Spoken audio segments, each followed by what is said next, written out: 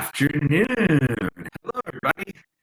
This is Jeff Cohen with Seller Labs, and we also have Ed PPC Ruffin joining us with Hey, Seller how's it going, Labs. everybody?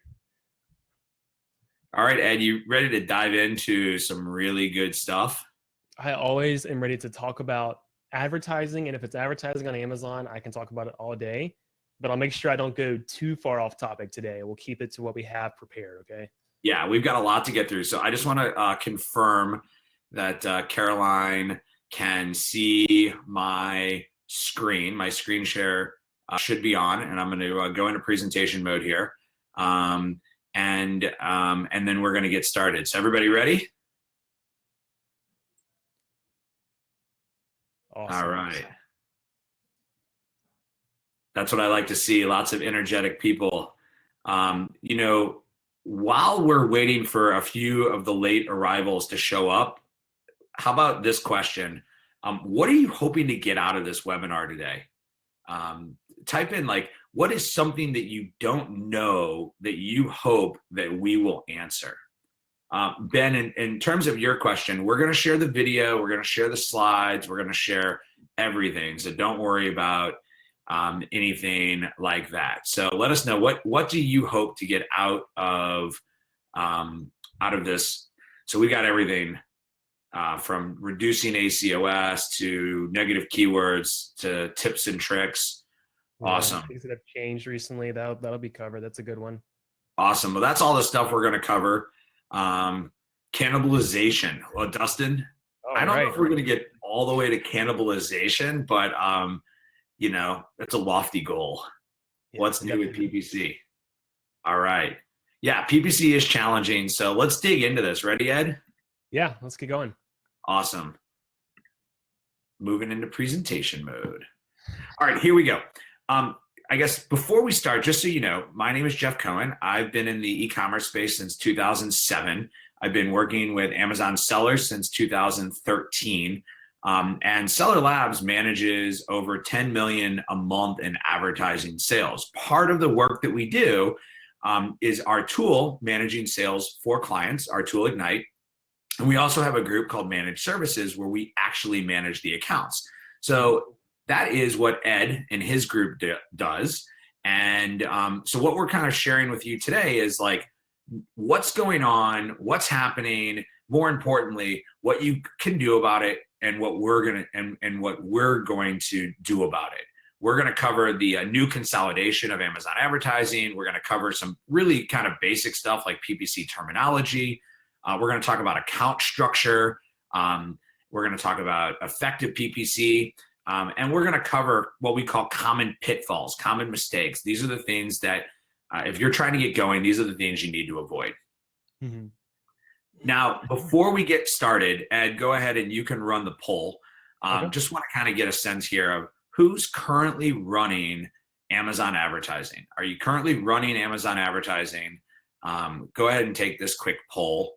I'm blind, so I can't even see the poll. I guess. Yeah, the poll's up and running, guys. It should be over there in the chat. You should be able to access it. Looks like we have pretty much majority of people here are currently running, about 89% as the poll numbers still come in. 89% are currently running, about 11% are saying no. So it's like majority of people here are doing it. So that's always nice to see people that are currently doing something in regards to advertising on Amazon. It's always nice to have some foot in the door. Awesome, thank you. And if I was going to ask a follow-up question to the poll, which I can't ask because we didn't prepare it, that question would be, have you become disenchanted with Amazon advertising? Because I think that's what we see too, is that people get disenchanted. So let's talk about why we want to do this webinar and why we need to do it now. On September 5th, Amazon made this major announcement where they're unifying their brand all into Amazon advertising. And a lot of this was cosmetic, but it's added some confusion into the marketplace as to what exactly is the new Amazon advertising and what changes for me and what doesn't. And so that was kind of the impetus for us starting this webinar. And the big thing that Amazon really wants you to do is what they call advertise with intent. And the idea of advertising with intent is to be looking at your relationship with a customer and then developing relevant ads that drive results, because that's how you win, and it's how ultimately how Amazon wins. And so that's what Amazon's ultimately looking for is they want you, and they want to be driving results, which means you need to be advertising with intent. So how serious is Amazon about advertising? Well, according to a recent edition of the Wall Street Journal, Amazon advertising is expected to be $4.6 billion in ad revenue. And that's an estimated market share of only 4%. But you have to remember that Amazon's growth over the last 3 years, 3 years ago, their ad revenue was under $1 billion. Mm-hmm. And so this is why this change is making sense, because as Amazon is growing, as Amazon is becoming a bigger player in advertising, they have to get their own house organized. And most of us understand this because we've seen this as sellers and brands on the platform. There's different ways to interact with Amazon advertising. And if you don't care about this change, you're literally like not advertising, or you're disenchanted with the advertising, and your difficulty with like success on Amazon is your ability to thrive. Because I mean, Ed, right, 2 years ago, we were explaining to people like, what is Amazon advertising and why should you care? And today it's like 87% of people are advertising on Amazon. Yeah. Maybe they're not doing it effectively, but it has to be done. Yeah, definitely. The climate has changed in a fairly short amount of time. It's kind of become pretty much detrimental to your account to actually have advertisements running on Amazon to get some type of traffic, whether it's a new product or like a fairly established product. You have to have ads, you have to care about them, and you have to be able to optimize them to such a degree that you're actually getting money back and not just sinking money into them. So Right. it's definitely part of like, the flywheel when it comes to building a successful brand is having the advertisements on Amazon to pull in new customers and also maintain the ones that you currently have as well. But the problem is that, and I saw this stat the other day. So Chris Perry, if you want to find somebody to follow in the space, Chris Perry is a great person. But this is a stat from Recode, looking at the increase likely from a combination of sponsored ads and other prominent placement, and basically saying that within the last 6 months, the amount of space that's being taken up on the search results page by ads has more than doubled. We know that 54% of all product searches start on Amazon. So when you're looking to buy something, you're buying it on Amazon, and 65% of the clicks stay on the first page. So if the majority of the first page is advertisement and you're not advertising, look what's happening to your product. So this was done by Recode about a month ago. It's showing different generic product terms and the percentage of space that advertising is taking up on that page. The red area is advertising. And so if your product is not advertising, you're falling below the fold, and it's much harder for people to find you. Yeah. And this has definitely gotten more so recently because with the headline search ads or sponsored brand ads, as I should say now, they actually got more placements and there's more opportunity there for those. So that's even more placements where the ads can show, or organic listings aren't going to show there instead. So it's becoming more and more so that you have to get all the types of ads running that you can to get that placement. And this study was done about a year ago, and it identified that 63% of the clicks that occur on a search results page are happening within the top 3 items. And the remainder stay on the first page. So we know that the traffic is going to search. We know that people are beginning with search when they come on Amazon, and we know that they're clicking on the top results. So this is the only way to get your product into those top results. The problem is you have to do it efficiently, effectively, and following of the rules and the processes so that you can get the best results for your product. Mm-hmm. Okay, so what does the new Amazon advertising coupled with all of the stats mean? Well, ultimately, you got to embrace advertising. But let's be honest, you have 2 choices. Either you have to figure out how to do it, or you have to find somebody to start doing it for you. But If you've just been kind of dabbling with this on the side, then that's probably why you're not being successful. And it is complicated. It is difficult. It is something that all sellers should understand at some point, even if they're going to hire a third party. But you have to be actively involved. You can't just set it and forget it. It doesn't work like that. And it definitely is time consuming too. Like it is like, no matter understanding, but it definitely just takes so much time to optimize it as you should. So definitely if you can't do it, you can look for someone else to step in and do that, take up that time for you instead. And ultimately, if you're not doing it, your competitors are. Oh yeah, 100%. Okay, so let's talk about the new Amazon advertising platform. It's got 6 parts to it. We're going to really focus in on this top left quadrant called sponsored ads. Now, sponsored ads is what you guys are familiar with, sponsored products, what they now call sponsored brands, which is the old HSA, and product display.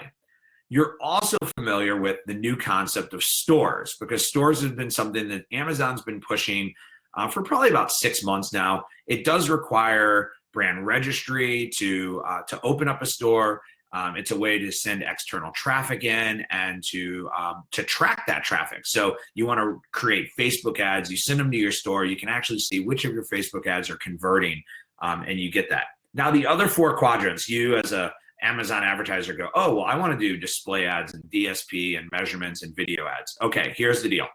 Display ads and DSP are in early beta. They're being used by a few people, but not a lot. Your only way for really getting into display ads right now is a program called AMG. Used to be called AMG. Requires about a $30,000 investment to be part of it. What we see for the future is that these will be self-service. When does that future come? I don't know. I don't want to give a date, but it's going to be self-service. Video ads are starting to appear on mobile, primarily on mobile. You can do video ads. You have to get connected into the video ad group, and it does cost, I think, around $1,500 as a start for video ads. Measurements is a new category. I've asked a lot of people about measurements, and essentially what I'm told is that it's in a very closed beta, which means you're still at the early parts of what measurements are. But you've started to see this with a product called Amazon Blueprint, where you can start to track the customer journey, start to ask the customer questions. Those are the things that are going to fall within the measurements category. Okay. One of the big things that happened with this was this unification of Amazon advertising from first party and third party. And so now today, all sellers, first party and third party, can do sponsored ads. They can do sponsored brand ads or the old HSA. Product display is still only on the vendor side, but we expect it's actually been like going away, but not going away. But we expect that that'll become parity between the two systems pretty shortly as well. So this, again, is the major square that we want to focus on. This is where you guys are. This is what you mostly know. If you want to learn more about this, you can go to Amazon's site, advertising.amazon.com. So just for people that may not be aware, Edward, why don't we just kind of walk people through quickly, like, where do the different ads appear? Yeah, so to begin with, you have the typical sponsored products ad. And the sponsored product ads is the ones that everybody usually uses when they first start off with advertising. And these are going to be the ones that really show towards like the top of the page. They're usually like the first results whenever you do a keyword search on Amazon. They're going to look like an organic listing, but they have the word sponsored next to them. Exactly. So just as sponsored, you can actually hover over it and it'll tell you what it actually is. But these are going to be the ones that show up first before those organic results come next. And then next you have the sponsored brands advertising. This used to be called headline search ads. These are the banner ads that primarily show up top, whether you're on mobile or on desktop when you're browsing Amazon. There's also other placements as well, like on the sidebar too. They really expanded out where these sponsored brand ads can actually get placement, and that leads to them actually having more value than even before. And this is really awesome because it gives you a better reach. So if you're using both sponsored product ads and sponsored brand ads, you're getting as much placement and coverage as possible. Yeah, and one of the big changes is that's kind of occurred with sponsored brand ads is you can now run these for a single product if you have brand registry and you're running a store. You used to have 3 products to run these ads, but if you have brand registry and you have a store, you can actually run a sponsored brand ad that pushes traffic to your store. And then for people that aren't familiar with product display ads. Yeah, so product display ads are going to be, they're really more for competition and targeting a little bit more. These are the ones that allow you to actually target on a competitor's listing. So you can actually have an ad that shows up like in the picture here. And you can actually target categories like audience, like interest. You can also target very specific ASINs. This is the only advertisement that allows you to target particular competitors. So this is pretty ruthless, but I love it for that reason, because you get that type of placement where you can kind of go after someone who's constantly trying to go after your customers as well. And then like you have the ones at the bottom of the search results page, like you're going to see these ads are everywhere, whether the bottom of the search results, then also you'll see them even on like a competitor's product detail pages. You can get unique placements by using both auto and manual targeting sponsored product ads, then the sponsored brand ads, and then also the product display ads as well. So you want to use as much as you can. Of course, if you are 3P, you will not have access to the product display ads, but you want to take advantage of the sponsored brand and sponsored product ads as much as you can. And you're also going to see these ads on the add to cart page, on the thank you page. So like Amazon is putting their ads everywhere, right? Amazon was recently anointed the third largest digital media, just below Google and Facebook. They were risen from fifth. So like they're putting more ads in their user experience. And lots of more places for your product to be showing up. And I think one of the things you kind of touched on lightly that's important is that some of these ads require you to run auto-targeted and some you can hit with manual. Right. We'll try to touch on that later, but there's some misnomers in the space that like, oh, I don't need to run auto-targeted ads anymore, or I only want to run them with really low bids. Just understand that if that's the methodology that you're following, that your ads may not be showing up in as many places as they could. Right. Definitely. Auto targeting campaigns get you unique placement that manual campaigns cannot. And really quick, I want to touch on something that someone asked, going back to the sponsored brand ads.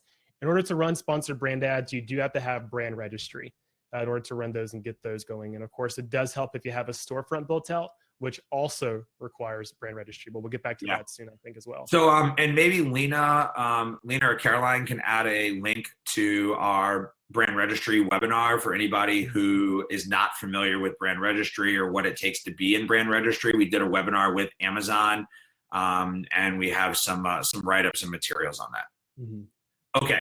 So, wow, we just got through a lot, and we've only gone like 18 minutes into this presentation. We're going to keep going, and we're going to keep kind of blowing your mind. So one thing I want you guys to be thinking about is that like there's a ton of content inside this webinar, and it's not really possible for you to digest this all at one time. Our hope and our goal is that what you're able to do is digest as much of this as you can based on your particular level, and then use this as a resource to come back to. So one of the things that we want to cover, and we'll just kind of tag team and jump back and forth on these, is like, what are the definitions? Like, let's make sure we understand exactly what the different terminology within Amazon advertising uses, because it's got its own semantics and nomenclature. And if we're not all on the same page with what these things mean, it's easy to get lost. So Ed, why don't you start? Yeah, so the first one is one of the most important ones. This is going to be the impressions that you see. And this really just means that someone saw your ad. This means that Amazon kind of chose it and put it out there for someone to look at. And the placement, like where this impression comes from, is always going to be like, determined by how relevant that ad is for your product, and then also the bid that you have. The higher the bid, the better your placement may be, and you can get more impressions with that better placement, like top of the page as opposed to bottom of the page. Awesome. So next you have is your default bid. This is you telling Amazon the maximum amount that you want to pay for if somebody clicks on your ad. That's the easiest way to think about it. So it's the maximum that you want to bid, that you're willing to pay for somebody to click on your ad. Mm-hmm. Yeah, and to click, this should be pretty easy. This is actually where someone clicks on your advertisement. They don't just see it, but they also engage with it and click on it to lead to your listing. And this is where the money comes into hand. Like this is actually where you start getting charged, because you're charged for every click that you actually get on an advertisement. So that brings us to click-through rate, which is a simple mathematical equation looking at both clicks and impressions. And it's giving you a general sense of how often is your product showing up and how often is it driving a click. The higher your CTR, right? So the higher percentage of your click-through rate, the better your ad is performing. Now think about it from Amazon's perspective. If your ad is driving a lot of clicks, Amazon is going to want to show your ad more. So if you have really high impressions and low clicks, you're going to probably start to see your impressions lowering over time. If you have really high impressions and high clicks, those numbers will probably remain the same. Right. Yeah, and then your spend. This is probably the one that I check a lot on all of my client accounts that we're helping out with, because it shows like, how much you're actually spending overall. This helps you kind of stay in line with your monthly budget, your weekly budget, and it also lets you see how much money you're spending on the actual clicks and like what's actually going into this particular campaign. So that brings us to cost. I get to do all the mathematical ones. Yeah, you do. This is another simple math: cost divided by clicks. This is telling you how expensive it is. So you have a whole bunch of clicks, you have a total amount of cost, it's dividing it. So while your default bid is 80 cents, your cost per click is only 48 cents. So taking your total spend divided by clicks is telling you on average how much you're paying for a click. And then conversions, this is actually where someone saw the ad, they clicked on it, then they actually made a purchase. One thing about this is just an order. This is actually just like a purchase. It doesn't show you if there's multiple units that were purchased within that order. That's something you have to kind of look into, like the search term report more to see more about that. But this is just how many orders came from this advertisement. And then another equation, sales or your total revenue. So how much, if I take all my orders multiplied by the cost of the product, I get my sales. So this is the sales that are generated. Mm-hmm. And one thing that does not show here, but I still use on a daily basis, we actually add this into our reporting, is the conversion rate. This is once again simple math. It's your conversions divided by your clicks. This is actually letting you know how effective everything is working with your ads in comparison also with your listing. How many people are clicking on your ad than actually completing the purchase. If you see something where you're not getting many conversions, but you're getting a lot of clicks, it could be a problem with your listing, which we'll actually talk about later on. Then finally is probably the most difficult for people to understand, but it's the advertising cost of sale. And it's again, it's math. It's the cost, the total cost that you're spending divided by your total revenue. And this is basically telling you that for every product that I sell, if I sell a $100 product, it's costing me $10.50. So 10.5% of my cost of the product sale price is going to advertising. And so a lot of Amazon sellers target their advertising based on ACoS. So I think we should dig into this a little bit more. And Edward, you get asked this question a lot, right? The mathematical equation of ACoS is easy: advertising spend divided by sales. But how do I actually determine an ACoS, or what is the right ACoS, or give me a number that I should be using for ACoS? Yeah, someone actually just asked that actually in the chat right now. So this is the main question I get asked with everybody I talk to about PPC. They say, what should my ACoS be? And honestly, I say it depends, but that's not the only answer I give them. A lot of things go into determining your target ACoS, and the first thing is really determining your business goal. Are you looking to spend a little or a lot? Are you looking to be more passive with your advertising, which means not being so competitive? Are you trying to be more active, which means being more competitive, spending more money to get the higher placement and to kind of beat out your competition? And you also need to know what your break even is for your product. You have to know exactly how much can you spend on ads and still be profitable. Yeah. And then the actual way to find it is on the next slide too. Yeah. So while this slide is up, let me give an example, right? Because this is where like everybody wants us to give them a number. I was talking with a client, and the client was telling me that her ACoS was 80%. And I said to her, okay, that seems really high, because my doubt that you're at 80% profit for your product. Mm-hmm. And she's like, well, we're looking at advertising in comparison to all of the sales, which is called a return on ad spend. And when we started looking at return on ad spend, she was closer to like 30%. The problem was she only had 30% margin in her product. So again, you have to know the product margin.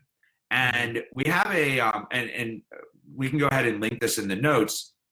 We're actually doing a series this week on product profitability and how to truly determine and understand your product profitability, because it's something that not a lot of sellers really understand. But what you have to figure out is, what is your, after all of your fees, what is your profit margin from Amazon? So you get rid of your inbound shipping fees, your product cost, your Amazon fees, all of that. How much profit do you make? If you sell your product at that profit, that's break even, right? So now the question is, how much profit do you want to make? And some people take the attitude with their ads, I want to break even on every ad, and then I want to have my organic sales be my profit, or I want to use it to drive up higher sales rank and I'll get my profit later. And that's where the big "it depends" really comes from in Edward's world, is that this is a business discussion of what you want. And so we can tell you 40% is a great ACoS, but 40% might have you losing money.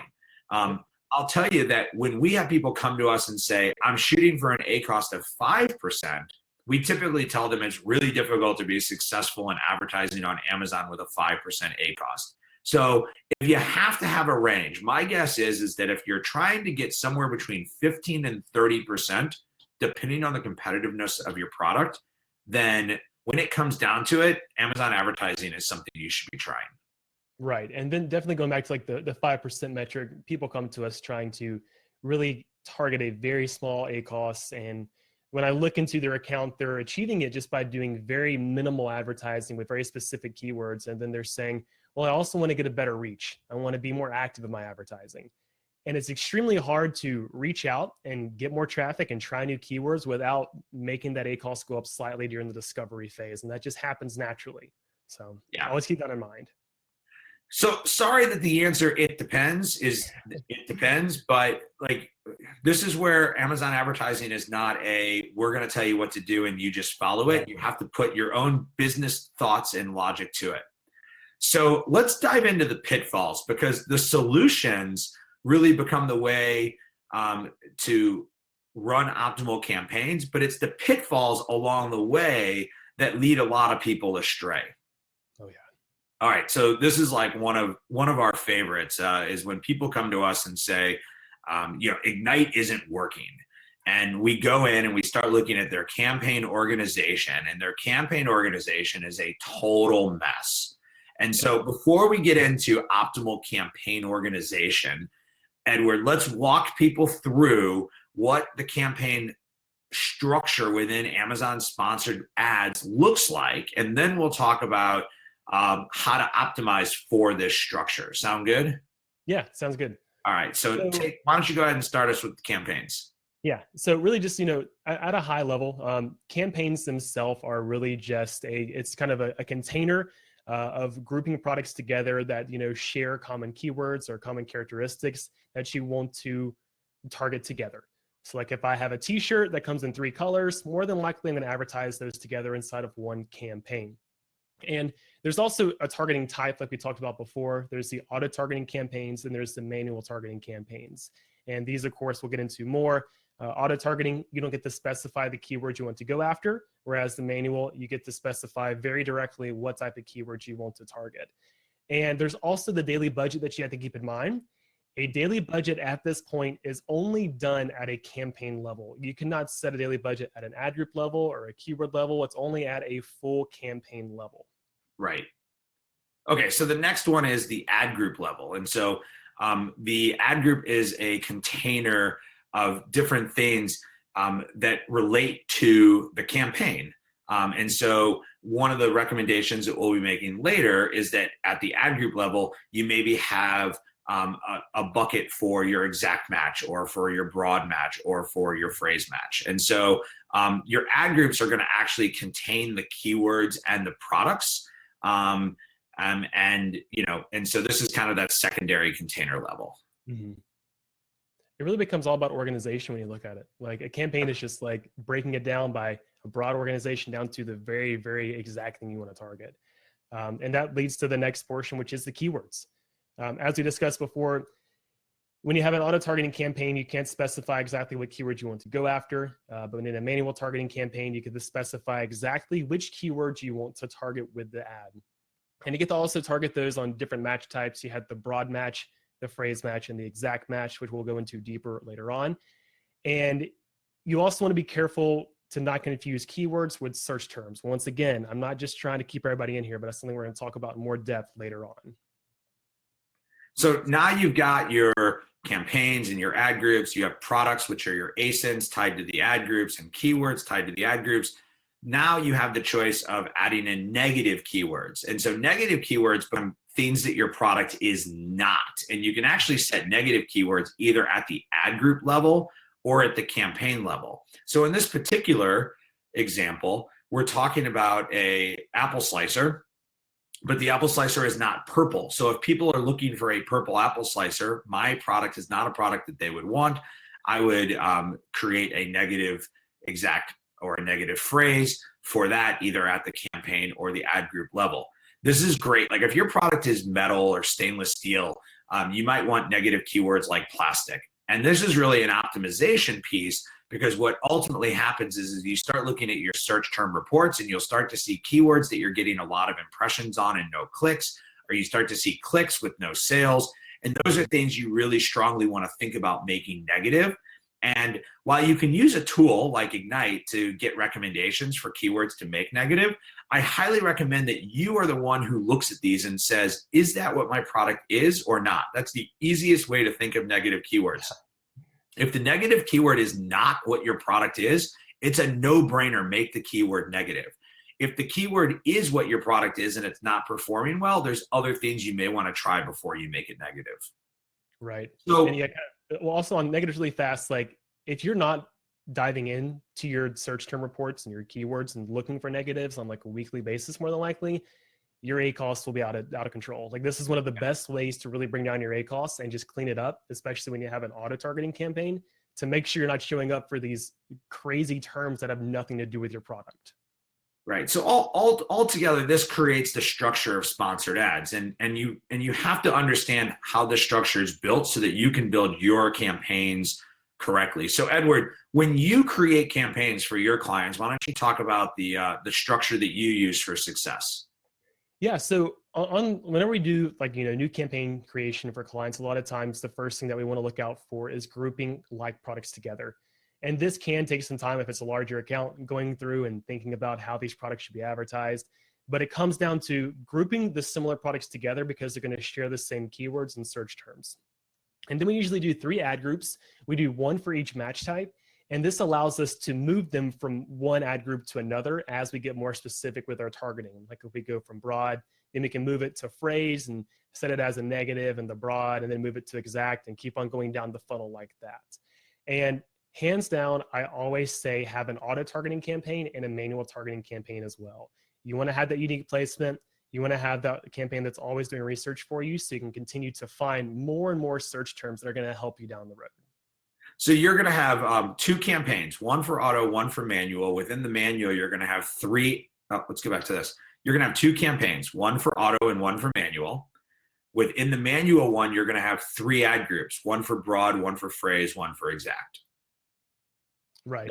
Then you're going to group products into that ad group, either individually or in a group, depending on how your products lie. Now, if you have, if you're selling apple slicers and you also sell a garlic press, should I put them in the same ad group?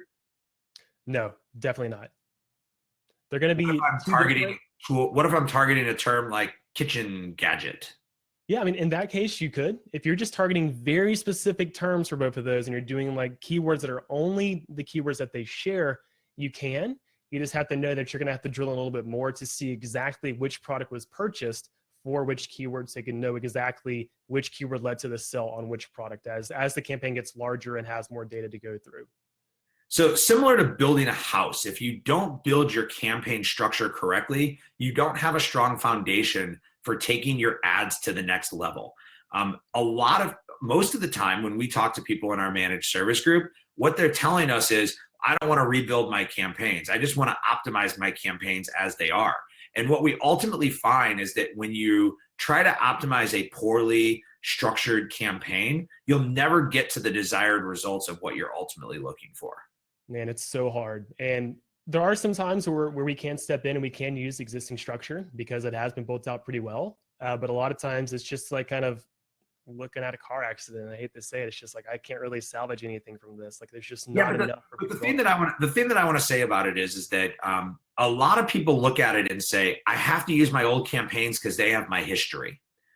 And I want to break everyone from that thinking, because campaign history is great and we can use that, but we should use that like a superpower. We should use it to do good and not evil, right? And so if I'm using campaign history and I'm trying to optimize a poorly structured campaign, I'm using my history, my superpower to do evil. It's doing me no good. But if I actually take that history and I use that history to construct a new campaign structure, and to use that to really start with the best and the most optimized stuff, then I'm using it for good. And when I go to apply it, I'm going to have a better structured campaign and it's going to perform better at the beginning.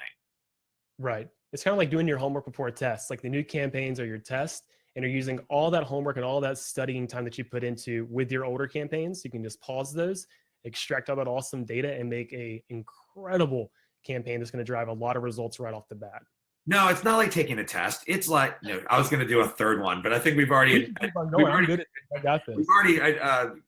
connected it to building a house and taking a test. So, hey, give us the third one. You guys have an idea of a different analogy that works in this?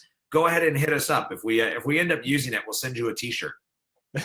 Okay, let's talk about keywords versus search terms.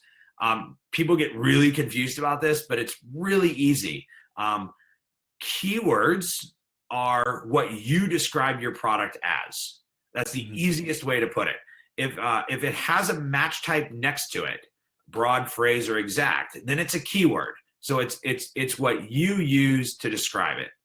Do you want to explain search terms? Yeah, so search terms are actually what customers are searching for, what do you know, on Amazon. This is actually what they're typing into the search box up top, and what's leading to the search results page where it shows the advertisements and also shows the organic listings that come up for that as well. Yeah, we're gonna show a slide that illustrates this. And then of course we talked earlier that we had this idea of different targeting types, auto and manual. If you're doing auto, there's only one type, which is auto. And if you're doing manual, you have broad, phrase, and exact as your options. So let's kind of explain, because I think some people don't always understand what it means to do an auto campaign, a manual, a broad, a phrase, or an exact. So Edward, let's walk through this really quickly. Okay. Yeah, so with the auto targeting campaign, this is really just going to be the auto targeting campaign is running, and it's allowing you to actually see what type of traffic Amazon is driving to your advertisement.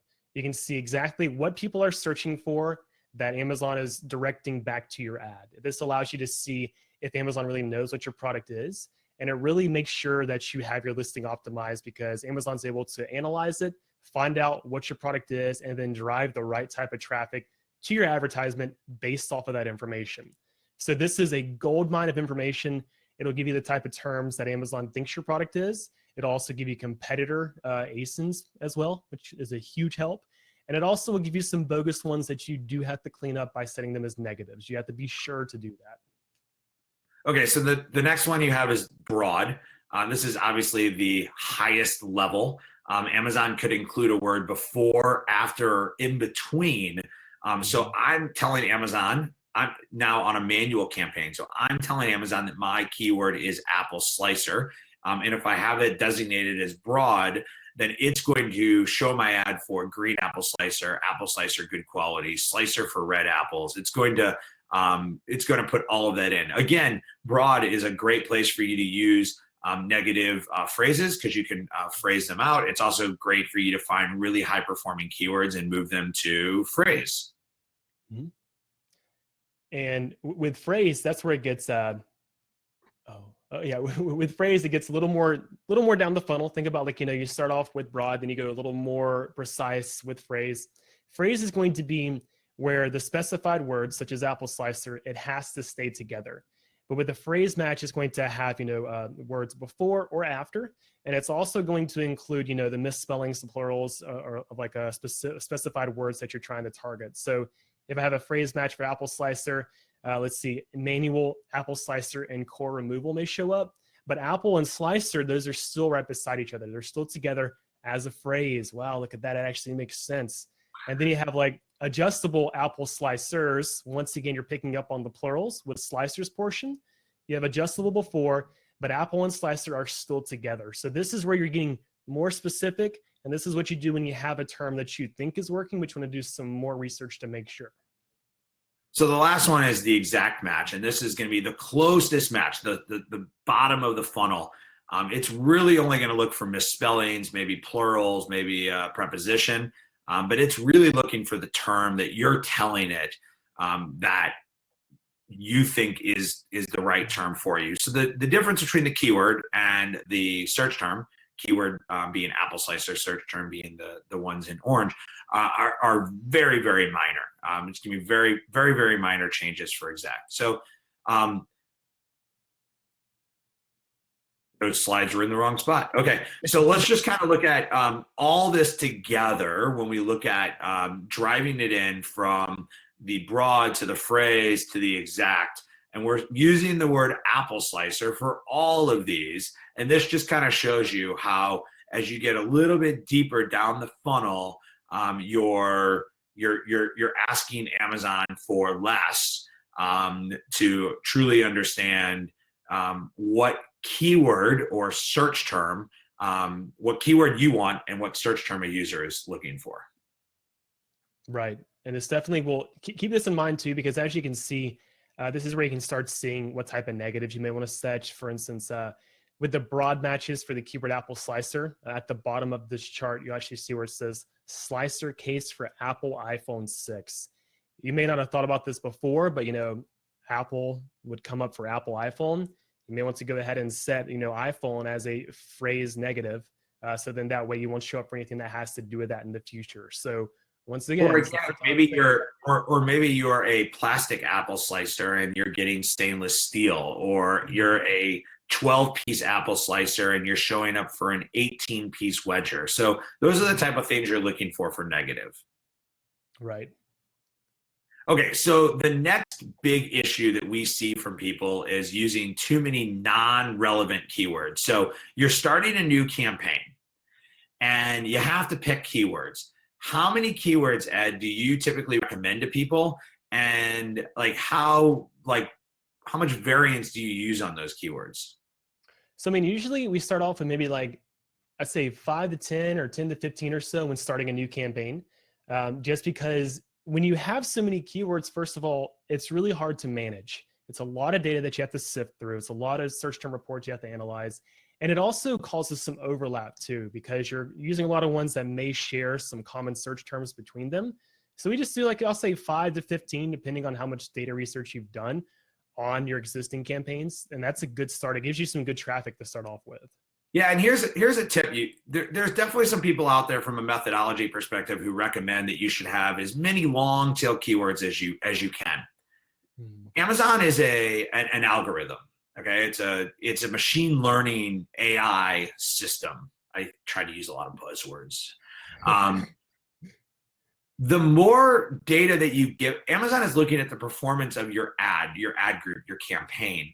And based off of that, it's going to determine how you do for the future. So if you try to stuff 1,000 keywords in that don't have a lot of relevance for your product, are very long tail and aren't going to actually get any traction, you're not training the algorithm to work in your favor.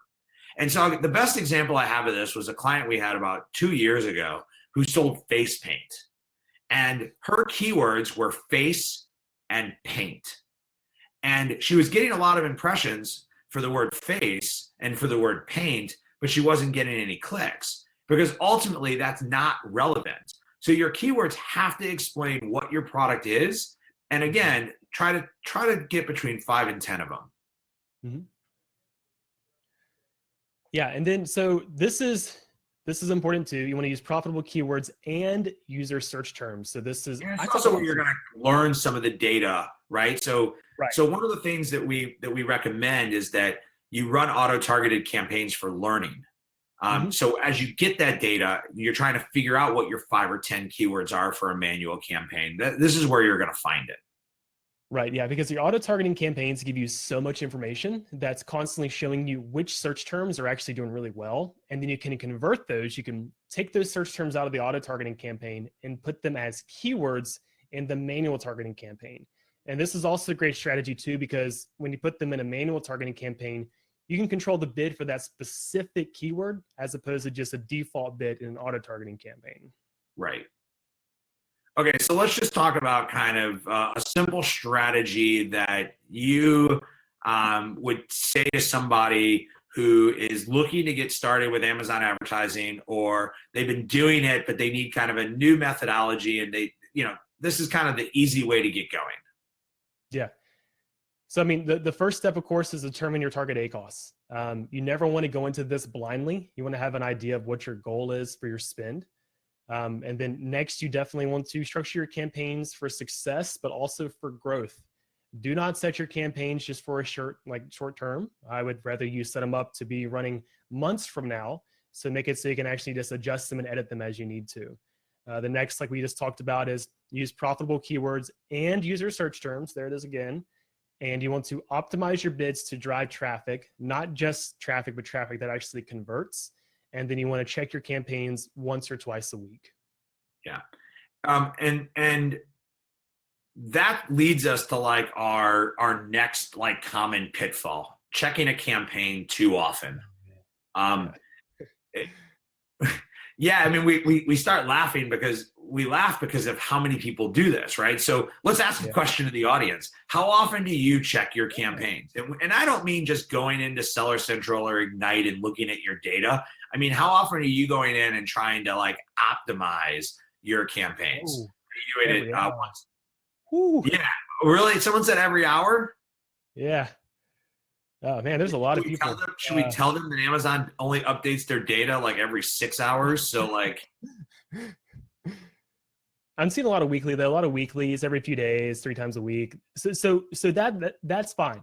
But so the thing is, if you think about, this is actually something that Tyler actually came up with, is like, think about your campaign like your 401k. If you look at that every day, you are going to be so upset. You probably won't sleep at night because it goes up and down. You have to monitor your campaigns at more of a distance, and you don't want to overcheck them because you need time to gain impressions, clicks, and conversions. If I were to go into a campaign and drop a bid by like 50%, and then an hour later I see that it's not doing well and pop it back up, that has done nothing for my account. It has literally just stayed stagnant. So you have to give it some time. You want to give it space, like every time that you check it, give it some time to actually see if those changes are implemented and if they actually lead to whole account changes before you jump back in. Give it some time. Yeah. Just let it breathe. So to give you an example, inside Ignite, our ad management tool, we make suggestions. If you accept one of our suggestions, we won't even programmatically look at that data for a certain period of time. It's usually like 5 days, because now I say 5 days, but it's really not based on days. It's based on the amount of activity that keyword has. So it needs a certain amount of fresh data before you can make another valuable decision. And this is one of the things. I was talking to Amazon at a recent conference about advertising, and I said, Amazon advertising is designed for the long haul. It's not designed for you to be sitting on Black Friday trying to optimize your campaigns to optimize your sales, because the information from like an attribution standpoint really doesn't settle for like 3 days. And doesn't show up in your account really, and it could be up to 14 days from an attribution standpoint. And the data is only updating every 6 to 8 hours. So with those two things in mind, again, now when I say the data is updating, when you make a bid change, it goes to Amazon and they start optimizing for your new bid. But the sales that take place over that next hour, you're not going to get them back for a minimum of 6 hours. And you're not going to get them back in a 1-to-1 ratio of the bid change and the sales change. So it doesn't work like other platforms, and you have to just give it time. And this is one of the hardest things for sellers to understand, because they want it and they want it now. And this is where we tell people, if you really spend your time and you build a good organized campaign and you pick good keywords, your data will tell you the direction to go. You just have to give your data time. Mm-hmm. Be patient. Just be patient, guys.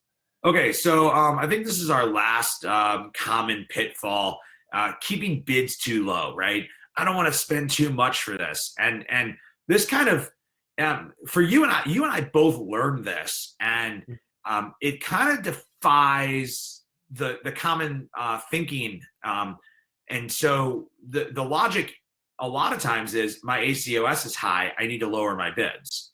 But is that always true? No, because I mean, if you have a keyword that's actually performing, well, and it's actually converting well, you shouldn't lower your bid. If it's converting well and providing the type of sales that you want, it's okay to have a higher bid. It just means it's more competitive. There's no reason to lower it if it's working for you. And there's a campaign placement report that you can get inside the advertising reports that will show you how your ads perform when they're at what they call top of placement versus run of house. Top of placement means the top of the ads. Right. And there's a simple mathematical equation that you can do that will show you the conversion rate. And a lot of times what we find with sellers is that when they have that, their conversion rate is so much higher that they can actually bid to get into that spot, because if they get into that spot, their conversion goes up, and guess what happens? Their ACOS goes down. So this is kind of one of those weird things where you can actually bid to lower your ACOS, you can increase your bids. Now, I'm not telling everybody that wants to lower their ACOS, go out tomorrow and raise all of your bids. These are just different strategies. And sometimes if you're trying to keep a really steady ACOS, the logic is always to lower your bids. But there's other consequences to doing that. And one of those other consequences are that as you lower your bids, you lower your organic sales. As you lower your organic sales, you drop your BSR. As you drop your BSR, your overall sales start to decline. So there's other things that kind of come into play. So why don't you give a couple tips on just overall bid optimization? Yes, I mean, really, one thing that I see a lot of people do is, if they have a keyword that is, not getting them like enough impressions or anything like that, they may just turn it off. Whereas instead, they could possibly raise the bid and get more placements and actually see if it does better with that top placement. Possibly, it may just be a very expensive keyword that requires more money up front.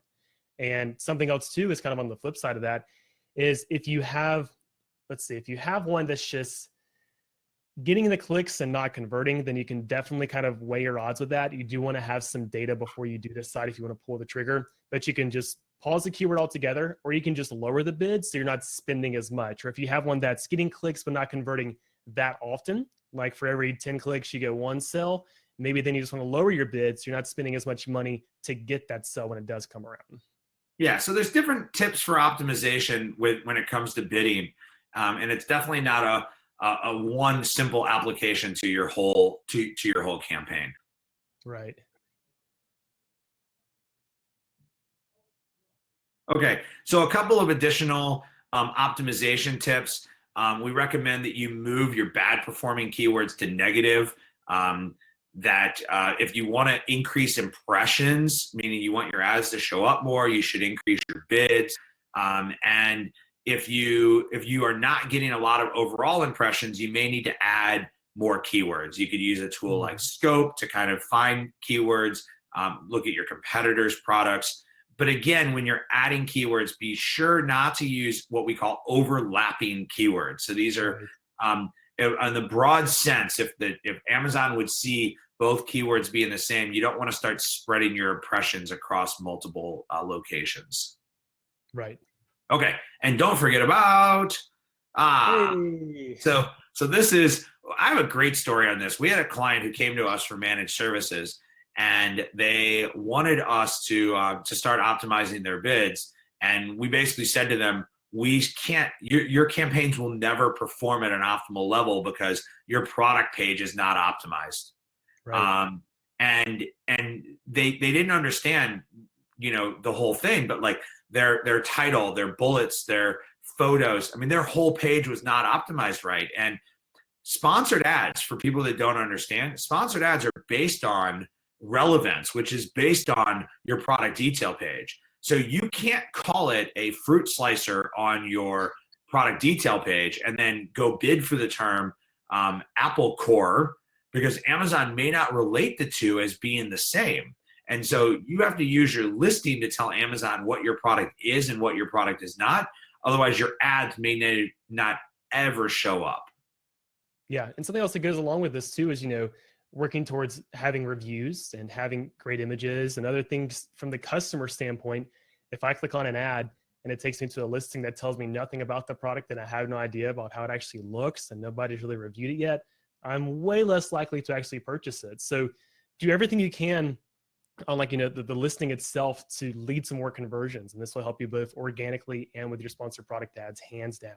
And you don't need a lot of reviews for ads to start working. I mean, I've seen campaigns launch with 0 reviews and get conversions with ads. I'll tell you that reviews definitely help, right? So 2 to 3 to 5 reviews, and you should be kind of golden when it comes to advertising and conversions. Your higher review counts are really about like page optimization and search result page traffic. Advertising only needs about 5 to maybe 10 total reviews for your advertising to be optimized. Yeah. Okay, so let's jump into questions.